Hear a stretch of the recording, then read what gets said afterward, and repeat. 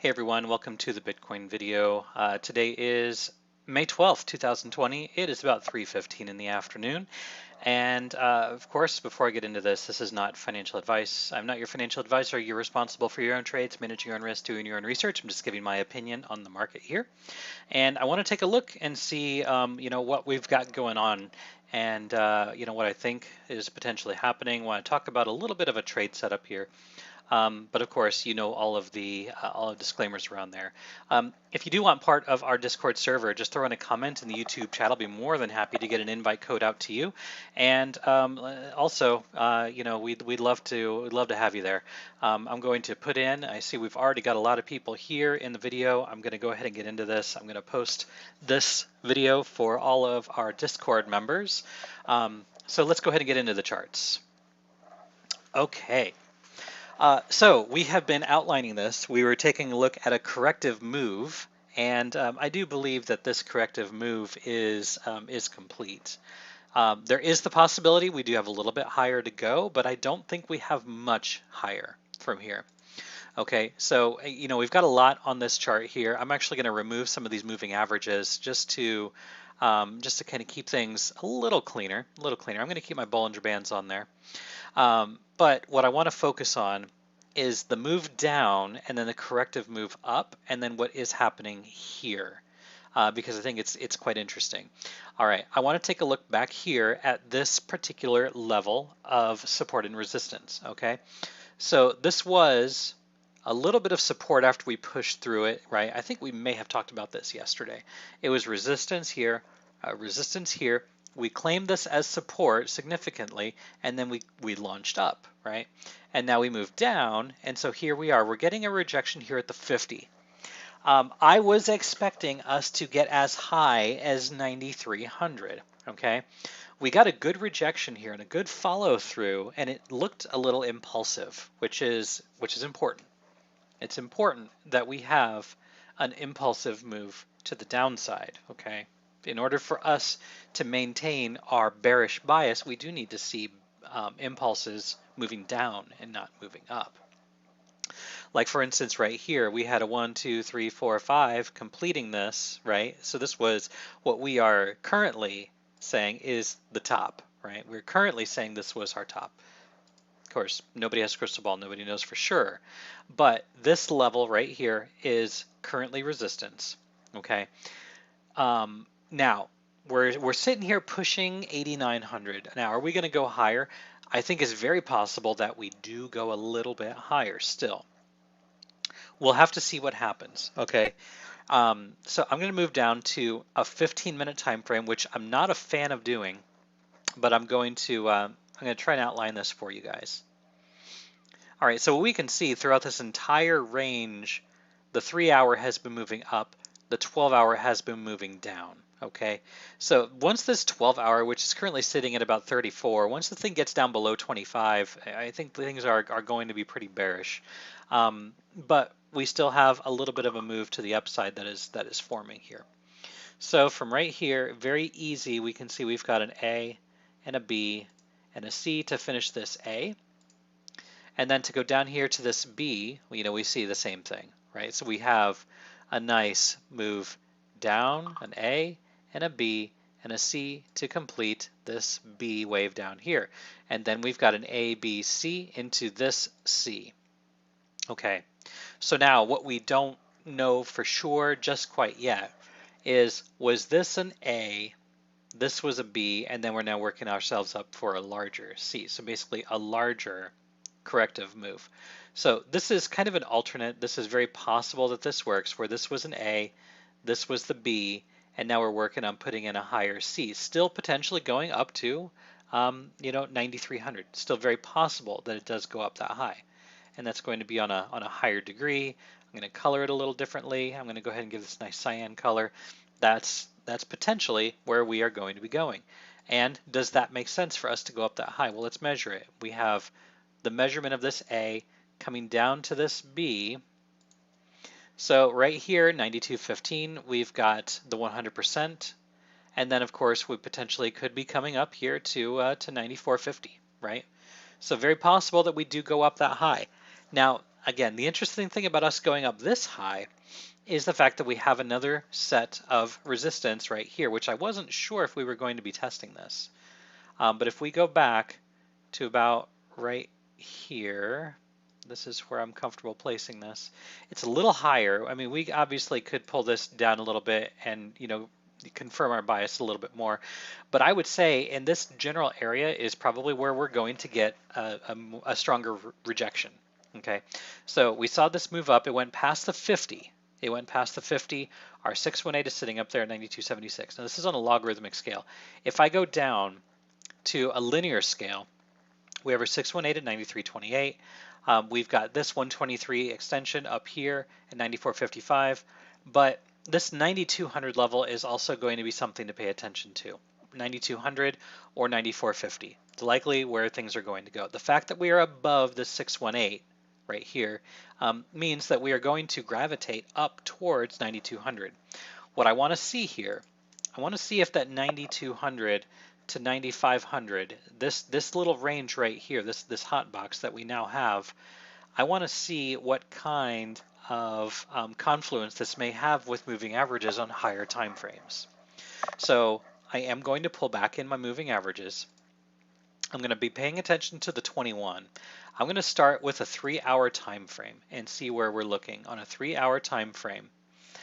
So the 55 is sitting right there at $9,000. So that's nice. I kind of like that. Let's take a look at the 4-hour and see what we've got there. 55 at 89.75. We are still being held down by this 21 exponential. Let's go to a 6-hour and see what we're looking at for the 6-hour. Well, we can see on the 6-hour, the 20 simple moving average is right there. We got rejection on the 21 exponential right here. This would have been, about 12 hours ago, 6 hours ago or so. That was a rejection right there, 89.83. We got as high as, 89.79.50. Okay, again, rejection right there on that 21 exponential moving average. Let's look at the 12-hour and see what the 12-hour is telling us. The 12-hour is also being suppressed significantly by that 21 exponential moving average.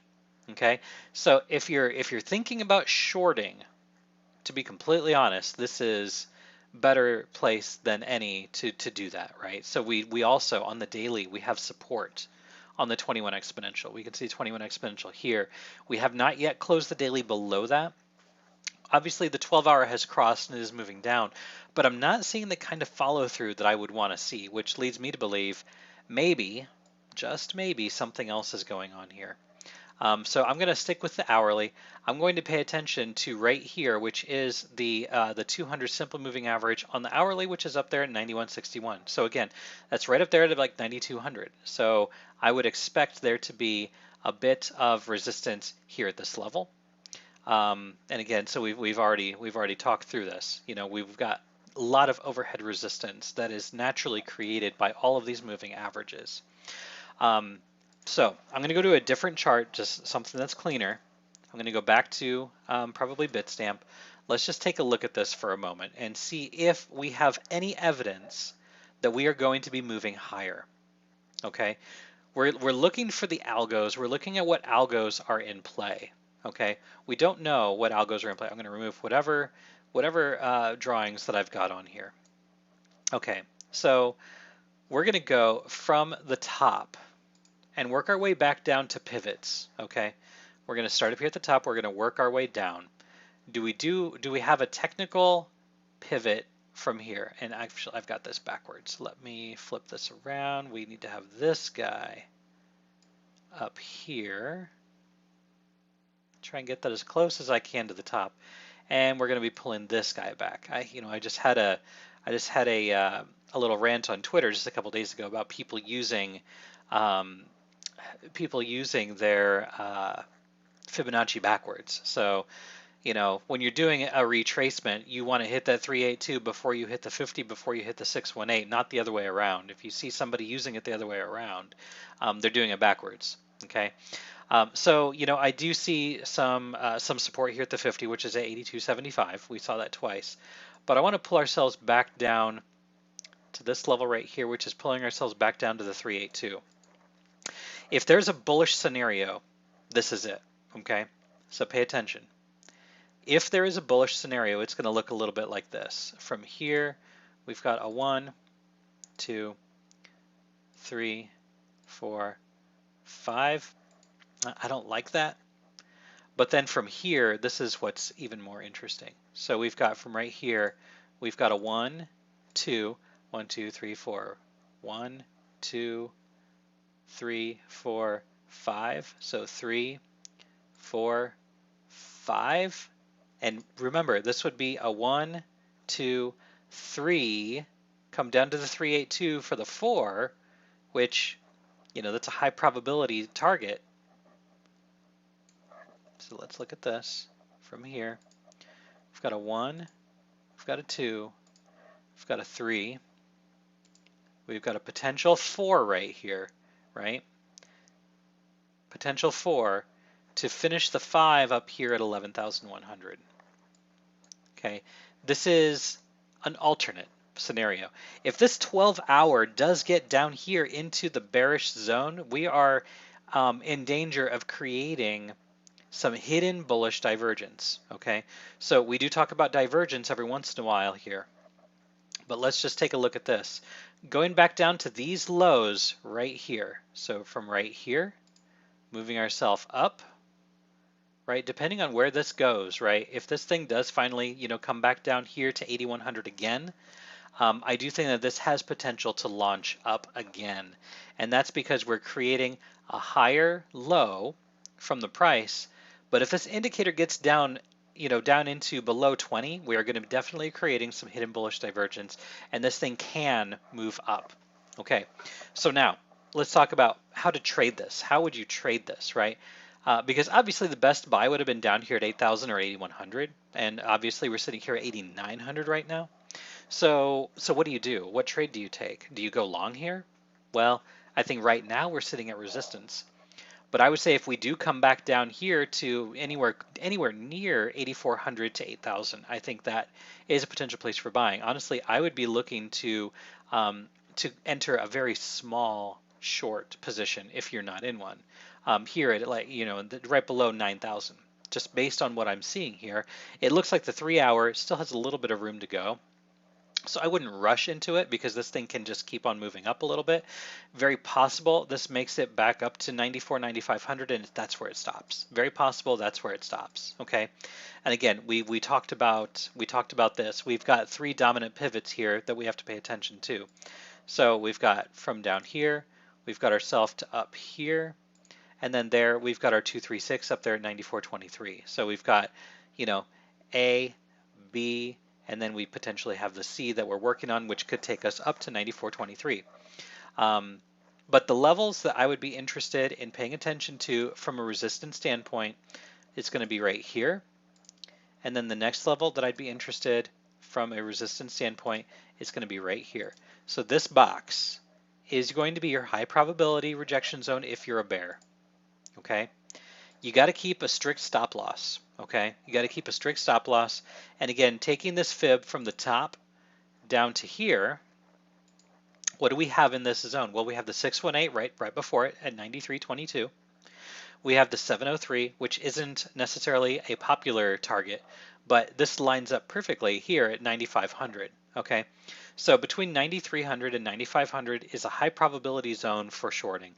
And right now, it does look like it wants to push up higher. Right? It could be that we do kind of move sideways here for a little bit, but it does look like it wants to move up higher.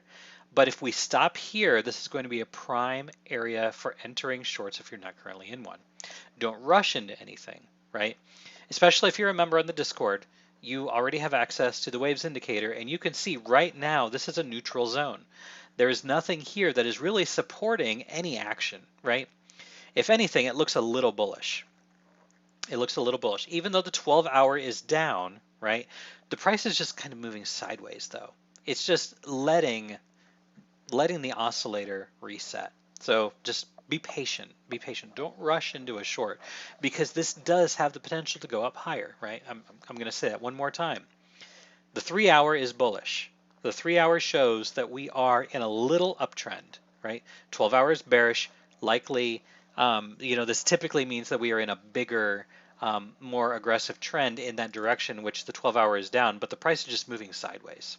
Okay, and it very well be that this is going to cross up, right? Especially if the price manages to move its way above 89.33. If we can close an hourly above 89.33, I will probably go long for a scalp, just a very short-term long position, and I'll probably have a stop loss right here at about 88.37.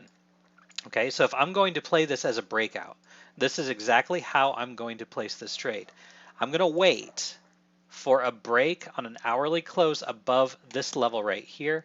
My stop loss is going to be right here at the bottom of this candle. And I'm going to try and take this up to 9,400, right? 9,400 is likely where I'm going to get out of that position. It's 5%, right? Not recommending a high leverage position on this because it is a scalp, right? So you need to be very careful with your position sizes, especially if you're going into a scalp, right? This is a risky trade because we are at resistance, as we have already noted. But if you want to play this as a breakout, this is what I would do. Wait for a candle close above this level, because what we've got this right here. Okay, we have not had a candle close above this since falling. Right there, 89.40, 89.50. If we can close above it, because we tried once, twice, 3 times, 4 times, 5 times, 6, 7, 8, 9. We're working on our 10th time trying to push above 89.40. Typically, what ends up happening, we break it eventually. It's going to eventually break. So just being very, very honest there about that. If you take a look at Bitcoin backwards, let's do this backwards. See what this looks like. Does this look like something that's going to break up, or does it look like something that's going to break down? So what we can see right here, right, just kind of taking a look at things the other way around, sometimes that helps. So we've got, you know, in our case, A, B, C, and then we've got to push up. Now we're going to make another push again. Maybe we get a rejection there, but this next time it's going to fall. And in our case, that means it's going to go up because I'm looking at this upside down. Okay, so you can see down here we're looking at 9,500, 9,600. So very possible this pushes up to 9,200. Maybe it goes a little bit higher. We'll have to wait and see, but it's going to get a rejection there and probably move its way down. So I do like to take a look at the inverse chart every once in a while because it helps you with your bias sometimes. So going back to this, looking for a close above 89.40, an hourly close, and we're very, very close right now. We're very close to closing an hourly above it, but wait for it to happen. And if you want to be real safe, what you're going to be looking for, and I get burnt on this all the time because my entries don't hit, wait for it to push up above and then do the retest, and then buy the retest and let it climb up. Because right now 89.40 is our resistance that we have to push up above, and I think it's probably going to happen. But you have to wait for the confirmation. Don't buy it blindly. Don't buy it because some guy on YouTube said, hey, you should probably buy Bitcoin at 89.22 because he said it's going to go above 89.40. No, I'm saying you need to wait for a close above 89.40. And once that closes, then look to see on the next candle if we continue to maintain above 89.40 and get into that trade then. It is a scalp. Okay, what I'm talking about here is a scalp. I'm not talking about a big swing, right? A big swing would have been buying down here in the 8200s. Okay, that trade is gone. Your only hope right now is to get into a scalp for a little move to an upside, and probably, again, it's going to get rejected somewhere between 9200 and 9400. Take profit along the way, set a trailing stop if you'd like, whatever your poison is, but get in and get out because it's a scalp. Okay, if you want to stay in that trade and short up here, that's okay. That's a different type of a strategy, not one that I'm prepared to talk through right now, but this is what I'm looking at right here. A quick 5% potential. You're talking about a 1.25% loss. If you're using leverage, again, I recommend using low leverage, you're talking about a 1.24% risk for a potential 5.15% gain. You're talking about 4-to-1 odds on this. And really, the odds aren't 4-to-1. It's basically saying that you are looking to earn 5% on a 1.24% risk. Okay, let's see here. I think I covered everything. So yeah, Philip, thanks for the comment. The strategies that I talk about here aren't for everyone. And if you guys have any questions about any of these techniques that I am discussing on here, just throw in a comment in the YouTube chat and I will get you an invite to be part of our Discord. It doesn't cost a dime to be part of our Discord. We do have perks for those that do support the work that we do, but to be part of the community doesn't cost anything. We have lots of really, really great individuals on there. We are talking and discussing all the time. So we'd love to have you there. But for now, I think it's time to say farewell. And wherever you are in the world, I hope you're having a good day, a good night, a good evening. Stay happy, stay healthy, and we will catch you all on the flip side. Thanks, Aaron. Have a good one.